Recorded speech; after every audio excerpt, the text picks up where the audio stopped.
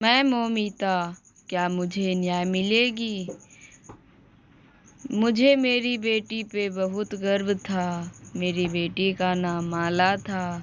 मेरी बेटी मेरे घर की खुशी थी, लक्ष्मी थी। वह बहुत ज़्यादा खूबसूरत भी थी। जब उसने कहा कि वह डॉक्टर बनना चाहती है, तो मैंने उसे नहीं रोका।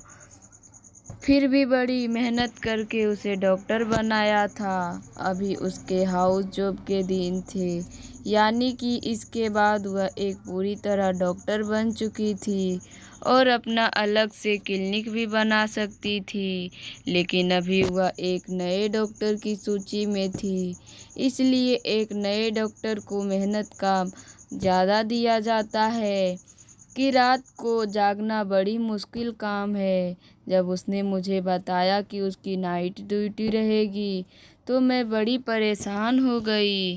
बेटी, मैं परेशान रहूँगी। वह मेरी इकलौती बेटी थी। मेरे 2 बेटे थे, वह बेटों से नहीं था। उसके पापा भी उसे बहुत प्यार करते थे, वह भी उसे बहुत चाहती थी। उसने कहा कि मैं ड्यूटी बदलवा नहीं सकती, ऊपर से ऑर्डर आया है। अस्पताल में अकेली थोड़ी होती हूँ। बड़े तरीके से मुझे समझाया मैंने क्या मसला है, लेकिन वह बड़ी जिम्मेदार थी। डॉक्टर के पास कहाँ वक्त होता है कि वह एक गिलास पानी भी पी ले। लेकिन फिर भी वह रोज़ मुझे फ़ोन करती थी, पर आज उसका फ़ोन नहीं आया था। मैं बड़ी परेशान हो गई। जब मैंने फ़ोन किया तो बेल तो जा रही थी, लेकिन कोई फ़ोन नहीं उठा रहा था। मैं परेशान हो गई। फिर जिस हालत में मेरी बेटी को घर लाया गया, वह मैं नहीं जानती हूँ, लेकिन पर उसकी एक दोस्त थी जिसने मुझे बताया कि माला की तरफ से मुझे एक वीडियो मिली है जो हमें मिल गई है। जब उस वीडियो को चलाया तो मेरे पैरों के नीचे से ज़मीन निकल गई और फिर पूरा देश मेरी बेटी के साथ खड़ा था। उस वीडियो के अंदर एक दिन मेरी बेटी अस्पताल से बाहर आई। माँ भगत, मुझे एक सवाल का जवाब तो दे दो, तो क्या उसे रोकना चाहिए? मैंने कहा, हाँ बिल्कुल रोकना चाहिए। क्यों नहीं रोकना चाहिए? ये तो भगवान भी कहता है कि सिर्फ अच्छाई और हक का साथ देना चाहिए। मेरी एक बात सुनकर वह कहीं खो गई। मैंने कहा, माला खाना खा लो। कहाँ खो गई? उसको यह खाना बहुत पसंद था और वह देखते ही बहुत खुश हो जाती थी, लेकिन आज कहीं खोई हुई थी। जब मैंने बार बार पूछा तो कहने लगी, माँ अगर कुछ बुरा हो तो क्या करना चाहिए? मैंने कहा, तो फिर भी लड़ना चाहिए बेटा, कोशिश करनी चाहिए। जब इंसान कोशिश करता है तो भगवान उसका साथ देता है। पर तू किस बारे में पूछ रही है और इतनी परेशान क्यों लग रही है?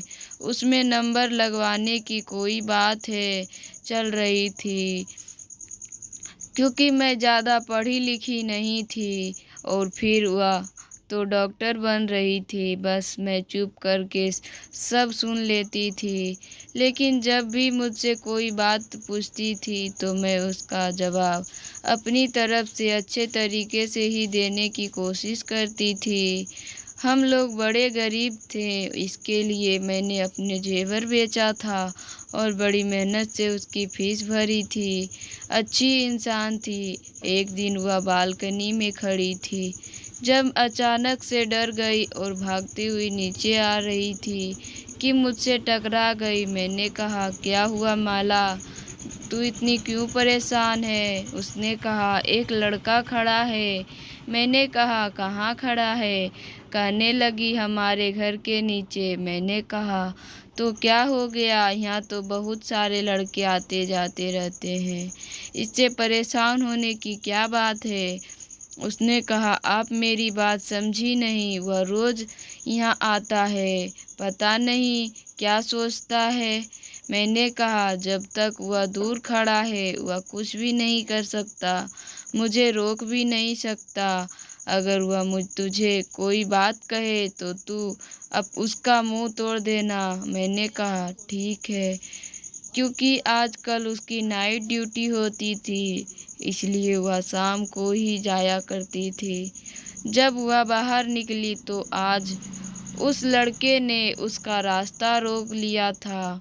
पहले वह लड़का कुछ बोला, फिर माला ने कुछ कहा और फिर उसने उस लड़के के मुंह पर थप्पड़ मार दिया। वह फिर हाथ रखकर एक तरफ चला गया और माला अस्पताल के लिए रवाना हो गई। यह लड़का कौन था? मेरी बेटी को उसने क्या कहा? वह रोज़ मुझे फ़ोन करती थी। जब शाम को वापस आई तो मैंने उससे पूछा, वह लड़का क्या कह रहा था? मैंने कहा, बुरा लड़का नहीं है, तो फिर तूने थप्पड़ क्यों मारा? मुझे बाद में पता चला कि वह बुरा नहीं है। वह अस्पताल में किसी औरत के साथ आया था, तब से उसने मुझे देखा था। कहता है कि मुझे बहुत अच्छी लगती हो, वरना किसी और की तरह से भी कहता, लेकिन उसने तो मुझे गुस्सा आ गया। लेकिन मैं जब जा रही थी तो उसने पीछे से ऐसी बात की कि मैं हैरान रह गई। तो कहने लगी, माँ, उसने कहा कि चाहे तुम मुझे रोज़ एक थप्पड़ मारो, मैं फिर भी रोज़ तुम्हें देखने के लिए यहाँ आऊँगा, क्योंकि जब तक मैं तुम्हें नहीं देखूँ मेरा दिल नहीं गुजरता। ऐसी बात तो कोई वही कर सकता है ना जो आपको सच्चा प्रेम करता हो। इनको पता होता है कि औरतें बातों से खुश होती है, इनको बड़े बड़े बातें करना आता है। अगर इतना ही दम है उसमें तो उसको कह देता है कि मेरा घर रिश्ता भेज दे। मैंने कहा कि यह बात बिल्कुल ठीक रहेगी, पर माला कहने लगी कि ऐसे कैसे वह रिश्ता भेज देगा। मैं मानूंगी नहीं, लेकिन अगर वो इस काबिल हुआ, हम तुझे डॉक्टर बना रहे हैं, तेरी शादी किसी आम आदमी से थोड़ी करेंगे। अब माला रोज़ वहाँ से गुजरती थी और वह पहले से ही खड़ा होता था, उसे कुछ कहना था। माला के अंदर मुझे कुछ तकलीफ़ी नज़र आ रहने लगी थी, क्योंकि जब वह वहाँ से गुजरती तो उसके चेहरे पे मुस्कान होती थी और आजकल वह काफ़ी तैयार होकर जाती थी। वह जिस अस्पताल में काम करती थी, पहले वहाँ पर पढ़ाई करती थी, इसलिए कभी तैयार होकर नहीं गई। कभी कहती थी, स्टूडेंट हूँ, स्टूडेंट को मेकअप करने की इजाज़त नहीं है। तो वह उसके सामने अच्छी दिखना चाहती थी, लेकिन जिसके सामने अच्छी लगना चाहती थी, वह घर के सामने ही खड़ा होता था, इसलिए घर से तैयार होकर जाती थी। उस लड़के के बारे में मैंने थोड़ा-सा पता करवाया था, क्योंकि वह हमारे घर के सामने खड़ा होता था, तो इतना तो पता चला हो चाहिए। मैंने अपने छोटे बेटे से पता करवाया था। यह सामने वाले घर में रहता है।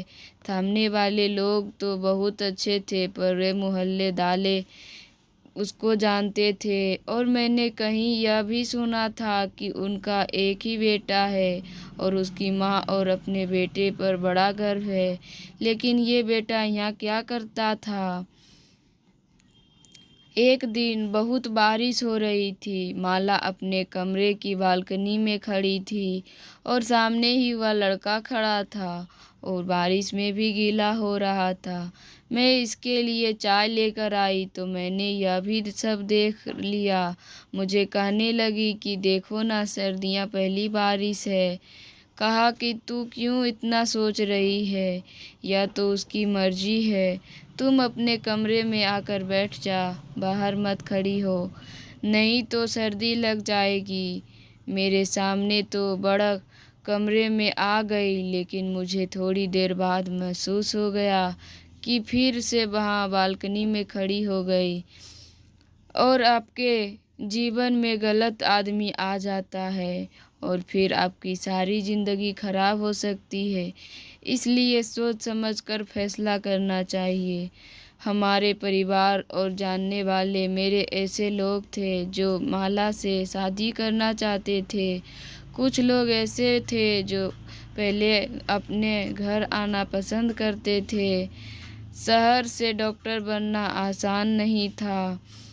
हमारे पास तो वैसे भी इतने पैसे नहीं थे, इसलिए थोड़ा फ़ायदा भी हुआ था क्योंकि माला को स्कॉलरशिप मिली थी, वरना सारी फीस अपने पैसे पास देने हमारे पास बस की भाड़ा तक नहीं थी क्योंकि फीस तो हम दे देते थे लेकिन घर चलाना बहुत मुश्किल हो जाता था।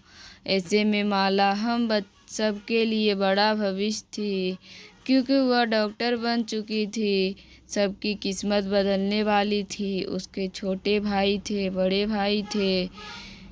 भाई उसके लिए कुछ नहीं कर सकते थे, इसलिए मैं अपनी बेटी को बहुत संभाल कर रखना चाहती थी। माला से बहुत ज़्यादा प्रेम करे। माला बहुत अच्छी इंसान थी। वह किसी का भी दिल नहीं जीत सकती थी, लेकिन सामने वाला भी तो इस काबिल होना चाहिए। एक दिन वह मुझे कहने लगी कि माँ, मुझे आपसे बड़ी ज़रूरी बात करनी है जो मेरे बारे में है। मैंने कहा कि हाँ बोल, तुझे क्या बात करनी है। और मुझे समझ आ रहा था कि क्या कहने वाली है। लगता है राम ने उसके दिल में जगह बना ली है। राम के घर वाले रिश्ता लेकर आएंगे तो आप बात कर लेना। लेकिन बताने से पहले उसने मुझे कहा कि माँ, मेरे दिल में हमेशा जगह आपकी और पापा की। और मैंने जो बात करनी है वह यह बोलने लगी कि उसको अस्पताल से कॉल आ गई है। वह सब कुछ छोड़कर पहले कॉल सुनती है। कहती थी कि हो सकता है कोई इंसान तकलीफ़ में हो, इसलिए मुझे बुला रहे हो। मुझे देरी नहीं करनी चाहिए, लेकिन वह डे ड्यूटी के लिए भी बुला रहे थे। शायद कोई डॉक्टर छुट्टी पर चली गई थी। मैंने कहा कि तू डे ड्यूटी भी करेगी और नाइट भी करेगी, थक नहीं जाएगी? तो कहने लगी, एक दिन की है बात माँ, नहीं थकूंगी, वापस घर आ जाऊंगी। मैंने उससे कहा कि ठीक है, अपना मोबाइल साथ ले ले और फ़ोन को चार्ज कर लेना और अच्छे से खाना भी खा लेना।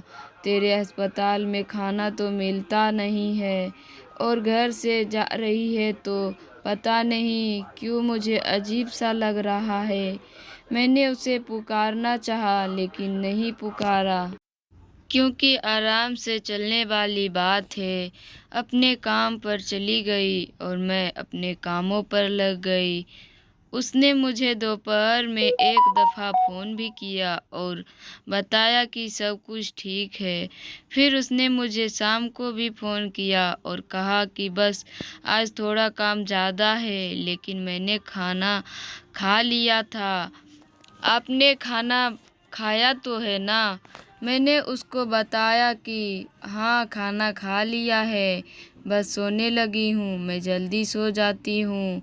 मुझे बहुत जल्दी उठना होता था और मुझे क्या पता था कि इस रात के बाद मुझे कभी सुकून की नींद ना आएगी।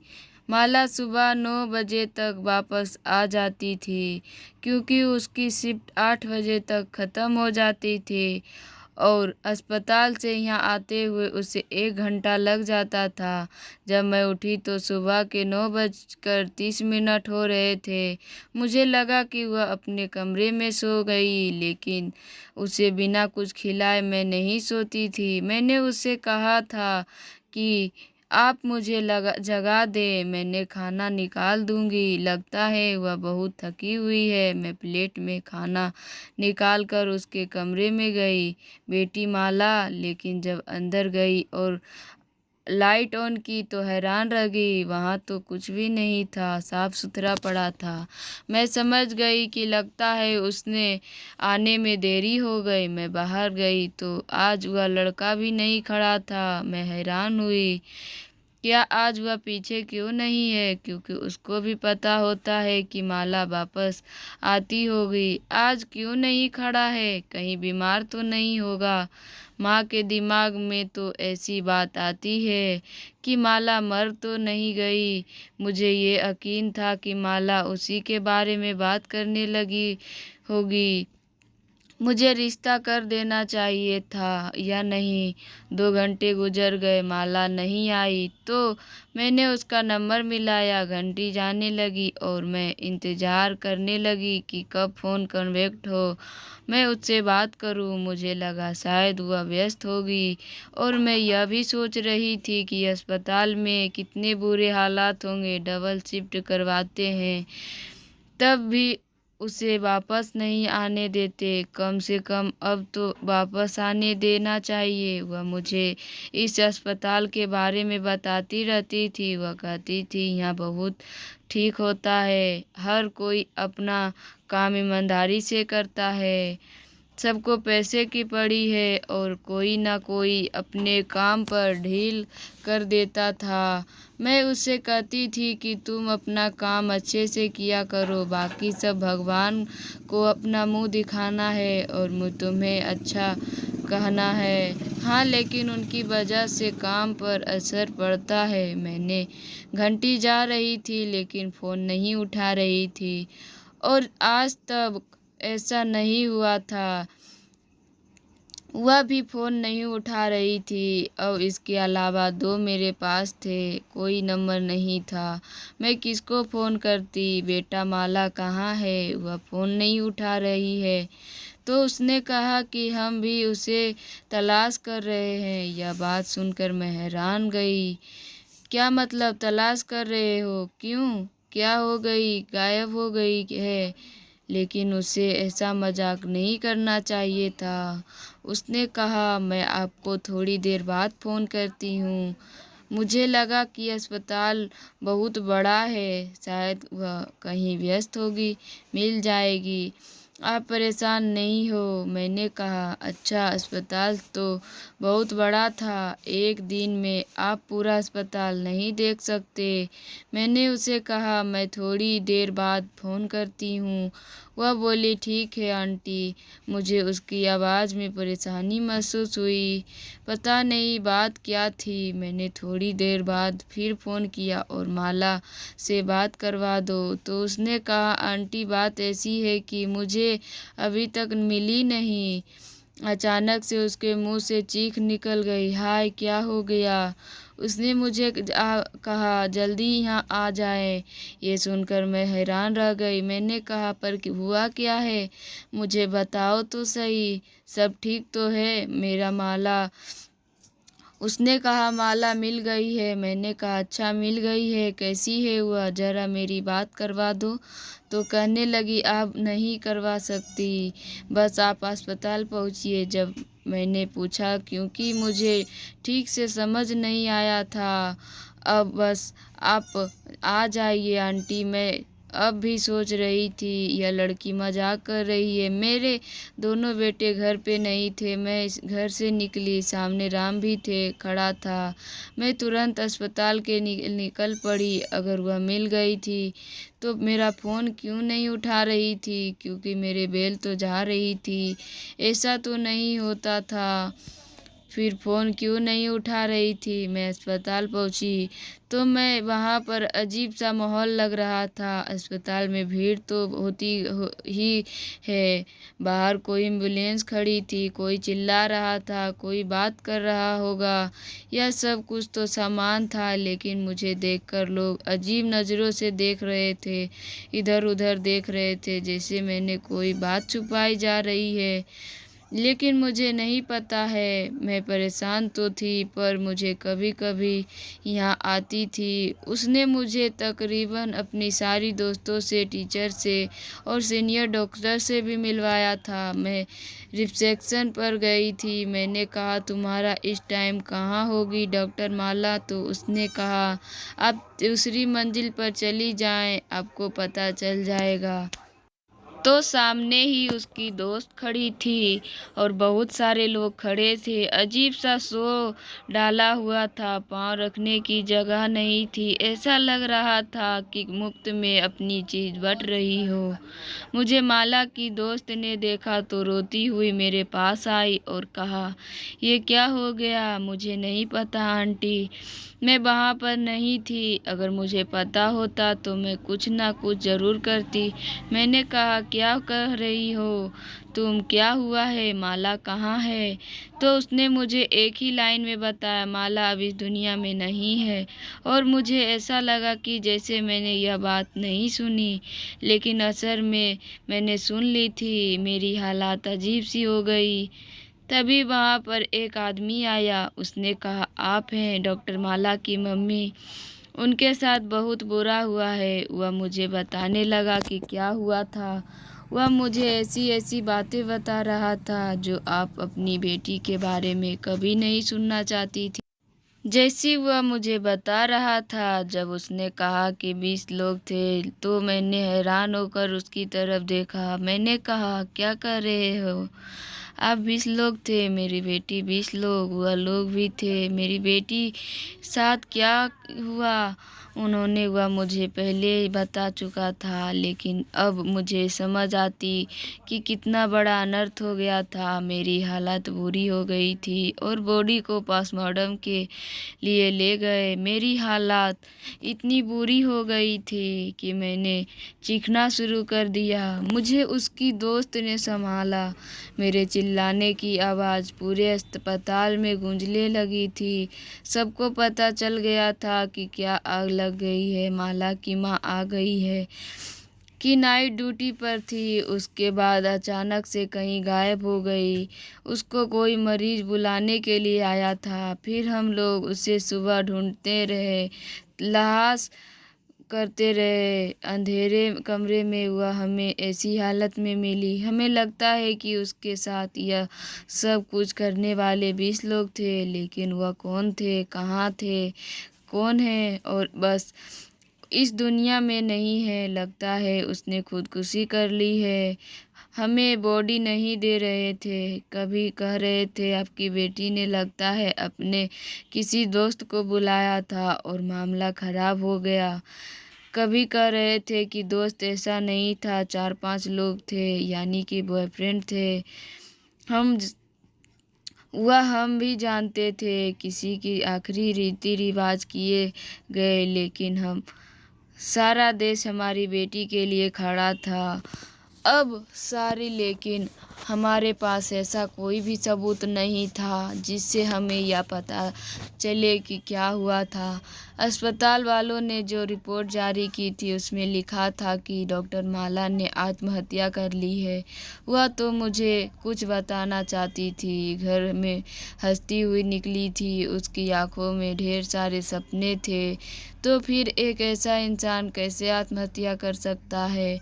वह डिप्रेशन में नहीं थी, उसके पास कुछ मसला नहीं था। हमने कहा कि उसका फ़ोन कहाँ है, वह हमें दे दो, उसका बैग वगैरह दे दो।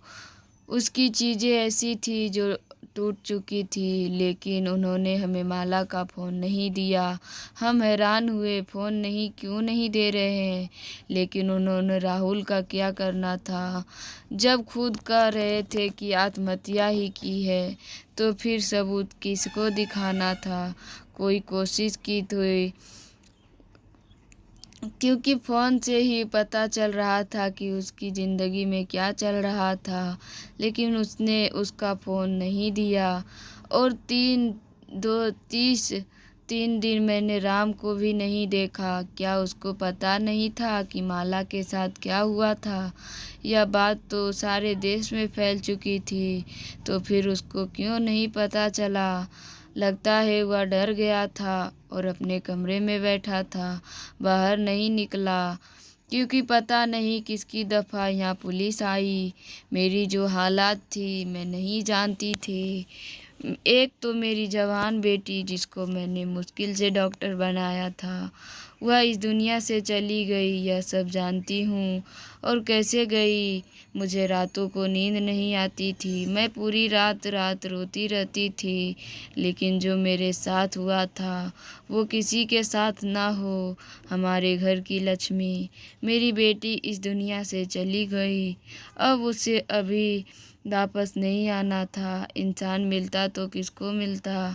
क्या मुझे मेरी बेटी को ही वापस ला कर दे सकता था? एक हफ्ता गुजर गया तो माला की दोस्त अचानक मेरे घर आई और उसने कहा कि मुझे माला की तरफ से एक वीडियो मिली है। उसने कहा शायद माला ने उसी वक्त यह वीडियो भेजी थी, लेकिन मैंने भी नहीं देखी थी क्योंकि मुझे धमकाया गया था और कहा गया था कि अगर कुछ कहा तो अंजाम अच्छा नहीं होगा।